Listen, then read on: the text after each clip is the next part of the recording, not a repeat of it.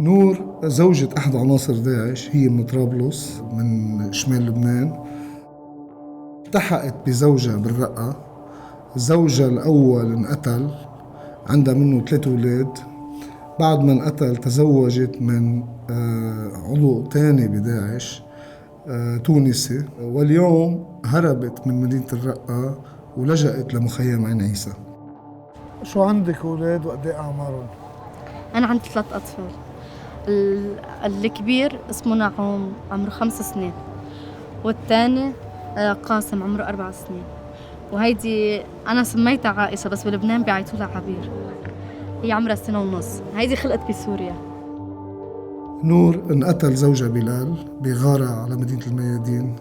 بعد فترة داعش أخذها على بيوت الضيافة كما يسموهم، وطلب منها أنه إذا بتقبل تتزوج من عنصر آخر من داعش. قالوا لي أخت تونسي عرفتني، قالت لي في أخت تونسي وهيك، فأنا شفته، عملت مقابلة أنا وياه، تعرفت عليه وتعرف علي، وهيك كنا ساكنين يعني بالرقة وهيك، فارتحت له لهالشخص وتزوجته له. غيروا تحكيم شرع الله، فصرنا نكتشف انه هن غيروا منهاج الرسول، واللي بيغير منهاج الرسول يعني هو كافر بهالشي. كيف انت عم تدعي الاسلام وتدعي بتغير منهاج الرسول؟ فاكتشفنا ان هن كفار. فزوجي قال لي انا خليني هون، انا بخاطر بحياتي، بس المهم انت تطلعي من هالدولة انت والاولاد. قال لي اطلعي انت والاولاد. هربك وهو شو صار فيه؟ هو ضله هربان بالميادين لانه هو مطلوب هونيك للقاص. للقص يعني قصاص، يعني ذبح، ضرب هيك. هلا وين؟ لأن هلا هو هونيك هربان بالميادين، بقلب الميادين، بس هربان بينام بقلب سيارة. روايتها عن جوزها أنه هي تركته بمدينة الميادين وإجت على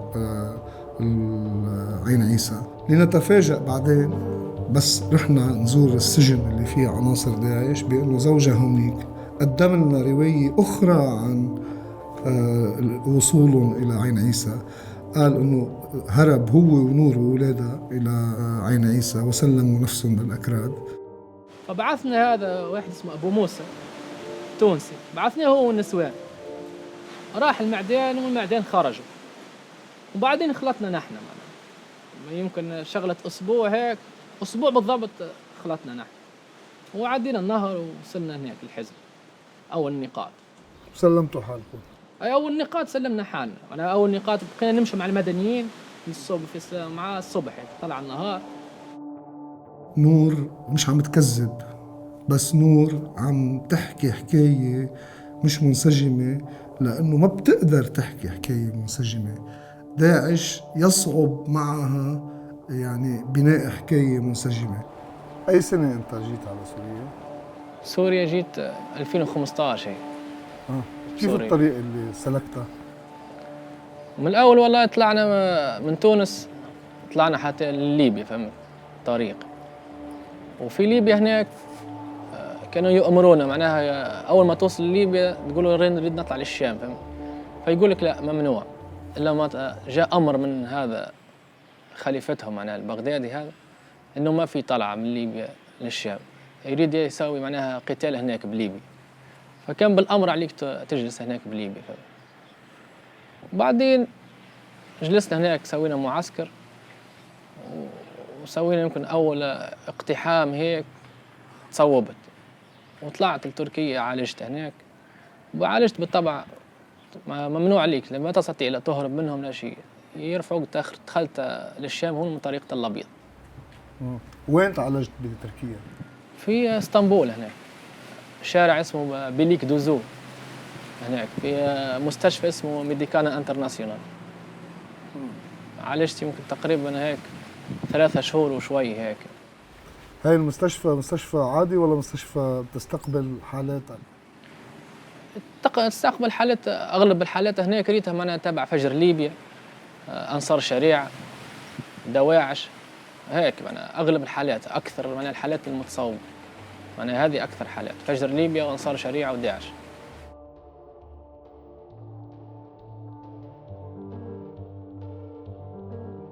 اسطنبول لعبت دور كبير، كانت مدينة وسيط بين كل المجاهدين اللي اجوا على داعش وبين بلادهم وبين مجتمعاتهم.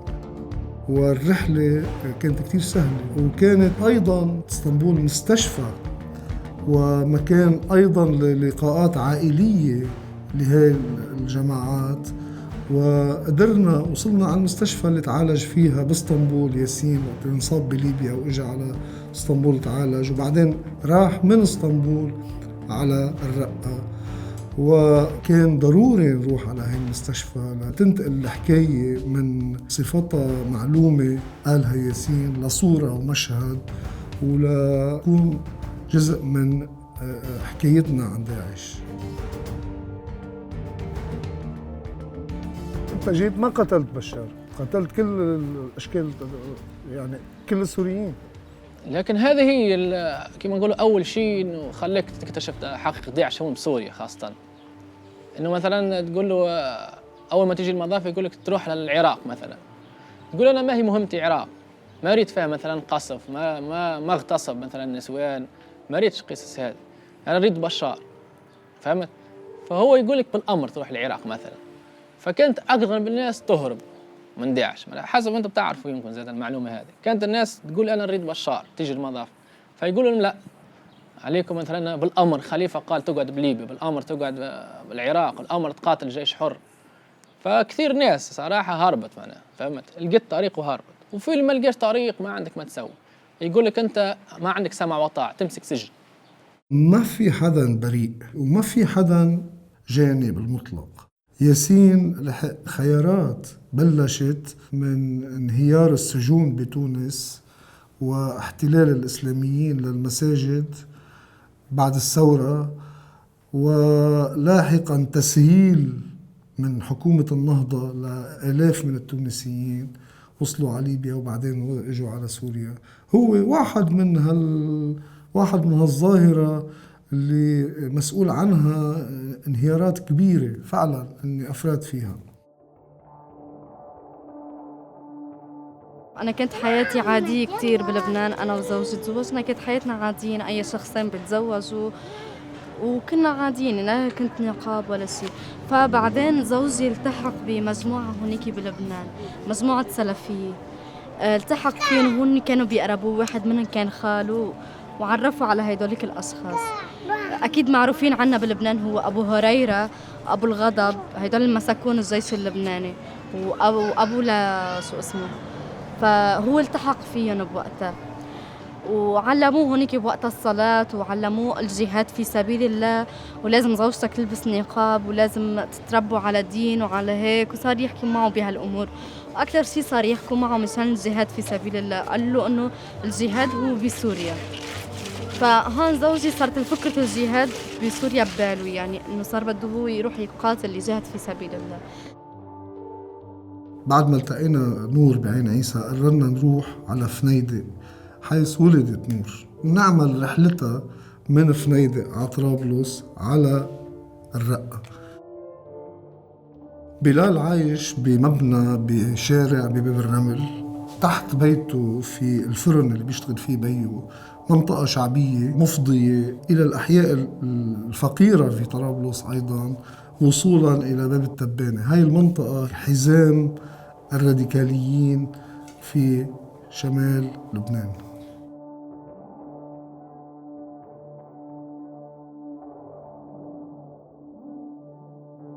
هو أنا بصراحة كمان حقلك، أنا جوزي كان عنده إشكال يعني كان يشرب، فهذا الصبي أنا بزعت عليه بصراحة. كيف يعني؟ كيف خفت عليه؟ خفت عليه يمشي بطريق المشروب. أنا صرت شد عليه، أمي صلي، أمي زل على صلاة الصبح. إيه أنا بزعت إنه بصراحة يعني، وهي قدام زوجي، إنه يمشي بالطريق اللي أبوه ماشي فيه. صرت شد عليه، أمي زل على صلاة الصبح، زي صلي، روح على الجامع، روح اسمع. بس مني عارفة أنا حيوصل الصبي لهون، ينزل على صلاة الصبح يجي هالصبي مقلوب كليا. أنا 3 صبيان عندي، بدي إياهم يطلعوا. أنا أم، وأي أم بتعرفي بتحب ابنها يكون أحسن الناس يعني. ما أعطيه على الجامع. أنا شديت عليه، يا أمي صلي، يا أمي ما تقرب صابع يدي، يا أمي ما تقرب. الصبي ضاع راح. أمه لبلال قالت لنا إنه فجأة غادر البيت والتحق بداعش من دون علمهم. لاحقا مع الكلام معها اكتشفنا أنه لا، كانت بتعرف أنه هو على صلة بمجموعات، كانت بتعرف أنه بيقاتل على المحور، كانت بتعرف أنه كانت ملاحظة أنه تغير، كانت ملاحظة أنه صار سلفي، وبالتالي وبس وصل على اسطنبول اتصل فيها، مش بس وصل على الرقة. وبالتالي يعني القول بأنه ما كانوا بيعرفوا بده تدقيق، مش لأنهم كذابين، لأنه ميلهم الأول أنه ابنهم تعرض لسحر والتحق بالتنظيم، وهذا محاولة هيك غسل ذنب بحسوا فيه تجاه ابنهم. أنا أريد أن ابني غلط، ابني كل السبب. طيب شو ذنب الطفلة هيدي؟ شو ذنب أيها الأطفال؟ إذا لهونيك عمل معسكر ودورة شرعية بدت مدري قد عم تهرب وعم تتعذب لوصلت لهون. لو انها معهم ما هربت هالهزر، شو تعذبت برمضان هي وصايمة. اعتراف ام بلال بذنب ابنها ما حسيته الحقيقة صلب ومتماسك، حسيته بسياق سعيها لمساعدة مرت ابنها لتجي هي والولاد على لبنان. ابنها مات بالآخر. الاعتراف بذنبه سهل، ولا أكلاف قانونية ولا أكلاف يعني معنوية عليه. في أولاد خلقوا وما تسجلوا. ليك بنتي هيك. شو بتفكروا بمستقبلكم، بمستقبل أولادكم؟ وين بدنا نروح أولادكم؟ أنا بفكر ليك كل إنسان بيغلط، وأنا بعترف بغلطي. أنا والله وربي شاهد على كلامي، أنا لو بعرف إن الدولة هيك والله لا بطلع من لبنان، ولا أصلا ما بترك لبنان. أنا أترك بلدي كرمال هون أجي على سوريا حرب؟ أنا ما بترك. بس أنا انغريت. شو تسمع أنت؟ تخيل لما تسمع واحد مسلم يسمع عن دولة إسلامية خلافة على منهاج النبوة، شو تتخيل شو يطلع مني أنا لما يقول لي عيشي مثل عيشة الرسول؟ أنا شو تتوقع مني؟ أنا لما سمعت هيك قلت الله أكبر، لا أنا علي بالهجرة الصراحة. أنا هيك لما سمعت، بس لما شفتهم جيت وعشت معهم شفت ظلمهم. بنصح كل واحد لبناني ولا أي غير لبناني ولا أي بلد تاني ما يجي عند هيدول الكفار. ما أنا دولة إسلامية، أنا سميتها دولة أصنام في العراق والشام. نور وأمثالها علقانين بمخيم عين عيسى، ما بيقدروا يطلعوا، ما عندهم وراء ليطلعوا، أولادهم ما عندهم وراء ليطلعوا. هناك مشكلة أخرى، هناك كمان حكومات ما بدها تستقبلهم. يعني أهل لنور عم بيجربوا يتواصلوا عبر القنوات السياسية مع الحكومة اللبنانية ليسهلوا عودتها. لا يبدو أنه في حدا محمس لرجعة هؤلاء الناس. متوقع تنسجن بس رجعت تونس؟ أنا خايف إنه نرجع لتونس، والناس الكل خايفة من هذا. حتى لو ما مضيت سجنك صراحة، هذا في العموم. أنا الناس اللي خايف بقى نقول لك أنا شو اللي خاف منه. مضيت سجنك جزائك 2 3 4 5 قلت لما باش تخرج أول شيء نظرة الناس ليك مختلف. أنت إنسان إرهابي قاتل مأجور مرتزقة، تعرف القصص. لنقول رجعتي على لبنان، كيف بدك تربي أولادك؟ مين بده يربيهم؟ أنا محبة ربيهم. كيف؟ ربيهم مثل كل هالناس. مين بده يصرف عليهم؟ حقيقة ولا مرة خطر على بالها لنور أنه العيش بدولة الخلافة هو خطأ.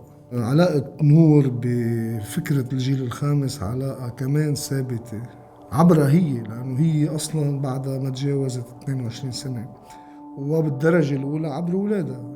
نور عندها 3 أولاد، هو 3 أولاد عاشوا 3 سنين بالرقة بقيم داعش وبوضعهم القانوني هلأ مش صحيح. راجعين إذا رجعوا على طرابلس يكرروا تجربة العيش ببيئة فقيرة، ببيئة تنعدم فيها شروط التعليم والشروط الصحية، وهذه كلها يعني شروط تؤمن لأي ظاهرة راديكالية ستولد بعد داعش وقود مثل البي بلال ومثل نور أيضاً.